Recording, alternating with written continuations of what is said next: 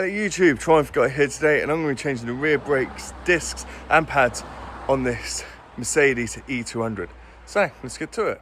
So the first thing we're going to do with this Mercedes is jack it up and take the wheel off. We're also going to loosen up on the brake reservoir cap. Next we're going to remove this spring, just push it towards the rear of the vehicle and it should pop out. You need to remove these rubber protection boots in order to access the screws behind.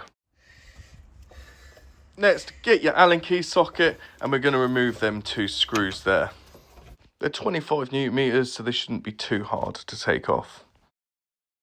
Sometimes with these you have to, once you've undone them, have to get a little screwdriver just to pry them out of the holes. Next, we're going to remove the caliper itself.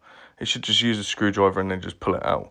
Make sure you put it somewhere safe. You can use a bungee cord just so it doesn't put any strain on the caliper brake hose itself. Remove both the brake pads. One should be on the caliper holder itself and one in the caliper. As you can see, there's some uneven wear here, so it's really important that we clean everything correctly, which I'll show you how to do later. Next, we have to remove the caliper holder. This is 115 Newton meters of torque, so it is quite stiff, and it's 2 18mm bolts. You can get hold of a really long 18mm ring spanner. You'll be able to take these off with ease. Once they're out, just remove the caliper holder. Next, remove the Torx bit, which holds the brake disc to the rear wheel hub. This shouldn't be on too tight unless the guy before you was a bit of a menace. The vehicle's been chocked and you've released on the parking brake, you're now going to gently tap the circumference of the brake disc and then it should free it and come off like so. It'd be worth wearing a mask at this point because, as you can see, there's a lot of brake dust build up inside the disc itself. Next, clean the hub surface with a wire brush. You can use a drill with a wire brush attachment, which is a bit easier. Annoyingly, I found mine after the video. Next, use some brake cleaner to get rid of any other debris. Apply some copper grease on the surface area of the hub. This will stop in future the brake disc seizing to this surface. It's the new brake disc onto the hub. Ensure that the Torx bit hole is lined up as well. Tighten up the Torx bit. It doesn't have to be too tight, it just basically holds it in place. Wire brush and some brake cleaner, clean the recesses on the caliper holder where the pads sit. If you don't do this, it could promote uneven wear on the brake pads.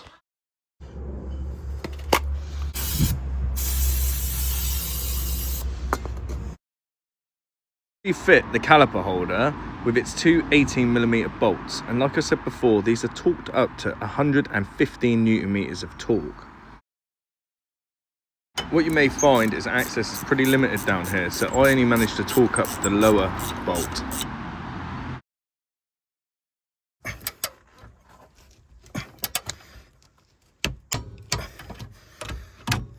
Remove the slide pins out of the caliper, as these will now need to be cleaned.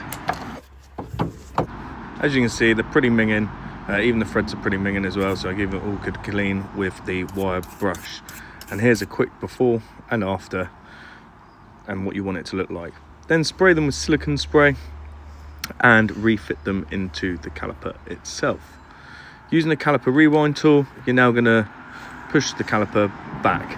You don't actually need a rewind tool on these because the parking brake is done via drums. You want it to be nice and flush, and it should look something like this. Give the disc a quick spray with some brake cleans, clean it all up, and then you're going to rub the 2 new pads together just to take off the factory coating. Now I'm going to put some anti-squeal paste on the parts of the brake pads which sit in the recesses. The pad which sits inside the caliper, I would actually put that in the caliper first. I didn't do that in the video. Right hand side, you'll have a wear indicator which needs to go in. You may need to take a little drill bit just to make the hole a little bit larger to allow this to go in. This is what it should look like once it's fully in. So before, it's probably worth putting this in the caliper first before you put the anti-squeal paste on, or you make a bit of a mess. Once it's in the caliper, you're just going to put the caliper back over the brake pads. Then you're just going to tighten up the 2 screws on the back with the Allen key, and these are 25 Newton meters of torque. Next, replace the rubber caps over the Allen key bolts. We're now going to refit the retaining spring.